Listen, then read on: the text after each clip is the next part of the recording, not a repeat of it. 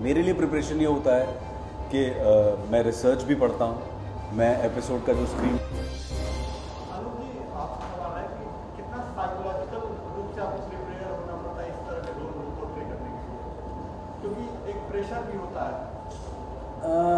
सी as such कोई ऐसा psychological preparation नहीं होता, लेकिन आई वुड से कि डिटेल्ड प्रिपरेशन होता है।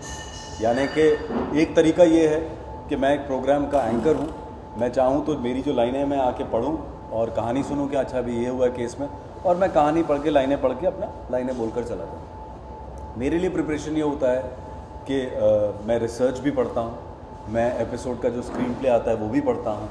मुझे ये भी पता होता है कि एंकर जब स्क्रीन पे आने वाला है उससे पहले क्या सीन गया है, किस नोट पर गया है, और जब एंकर स्क्रीन छोड़ के जाएगा तो कौन सा सीन शुरू होने वाला है। तो आई थिंक मेरे लिए वो प्रिपरेशन ज़्यादा है, इस तरह की कोई साइकोलॉजिकल नहीं है प्रिपरेशन। कौन सी एक ऐसी कहानी थी जो आपके दिल के बहुत करीब रही, कुछ मतलब जो आपको लगा कि हाँ ये बहुत ज़्यादा इसमें क्राइम चौंका दिया। कोई एक सी ऐसी तो बहुत सारी कहानियाँ हैं जिन्होंने चौंका दिया, लेकिन कुछ ऐसे केसेस हुए हैं जिसमें आपको बड़ी तकलीफ़ होती है जब आप कि ऐसा क्यों हुआ, शायद ये नहीं होना चाहिए था। वो कहाँ होता है जब आपका एक इमोशनल एंगल होता है। जैसे एक केस था जिसमें एक आदमी ने अपनी माँ और अपने भाई को मार दिया था, बॉम्बे का एक केस था। वो क्यों मार दिया था? क्योंकि वो अपनी लाइफ से फ्रस्ट्रेट हो चुका था, उसको लगता था कि मेरी ज़िंदगी यही है, बस मैं इनकी देखभाल करता हूँ। तो बड़ी तकलीफ़ हुई देख कर के किसी एक आदमी पे ज़िंदगी में शायद इतना प्रेशर भी नहीं होना चाहिए। There has to be a balance. तो जब ये बैलेंस गड़बड़ होता है तब कहीं ना कहीं वो क्राइम का रूप लेता है, चाहे वो इकोनॉमिक डिसबैलेंस हो, चाहे वो इमोशनल डिसबैलेंस हो। तो ये दोनों, क्योंकि एक कम पैसे वाले आदमी को लगता है कि इसके पास मुझसे ज़्यादा मेरे पास क्यों नहीं है, तो मैं इसको मार कर वो पा सकता हूँ।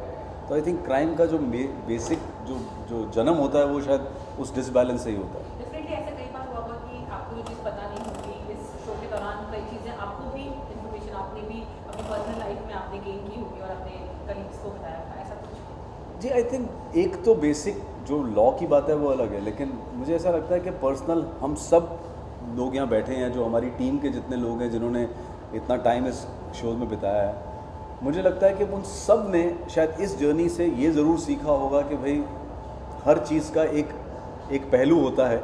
अगर अच्छा पहलू होता है, एक बुरा पहलू होता है, और अगर एक बार ठंडे दिमाग से उस दूसरे वाले पहलू पर भी नज़र डाल दी जाए तो काफ़ी सारी प्रॉब्लम का सोल्यूशन निकल सकता है। ये मुझे लगता है हम सब ने अपने पर्सनल लाइफ में भी उसको इम्प्लीमेंट करना शुरू किया। एंडलेस, लेकिन एंडलेस होगा जब तक कंपटीशन भी फील करते हैं सर, अभी इतने सारे शोज हैं, तो मैं बार बार ये सवाल पूछ चुकी कि उनकी टीआरपी भी अच्छी है, आपकी टीआरपी भी अच्छी है, स्लॉट्स लगभग एक हैं दिन में, जिस तरह से आपके शो को कई स्लॉट्स दिए जाते हैं, दिन भर चलता है, वैसे वो भी शोज चलते हैं, तो कंपटीशन फील करते हैं कहीं भी किसी तरह का?